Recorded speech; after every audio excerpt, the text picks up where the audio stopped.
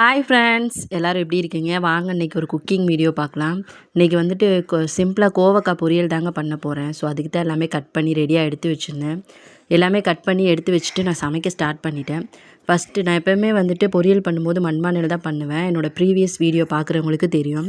First தேவையான அளவு எண்ணெய் ஊற்றிட்டு கடுகு, நம்ம நறுக்கி வச்சுருக்க வெங்காயம், பச்சை மிளகா, கருவேப்பிலை எல்லாமே போட்டுட்டு நல்லா வதக்கிட்டு கோவக்காயை அள்ளி வச்சுட்டு சால்ட்டு போட்டுட்டு நான் நல்லா வதக்கிட்டேன்.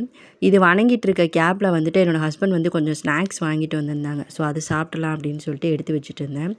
என்ன வாங்கிட்டு வந்தாங்க அப்படின்னு பார்த்தீங்கன்னா, பாவு பஜ்ஜி வாங்கிட்டு வந்திருந்தாங்க.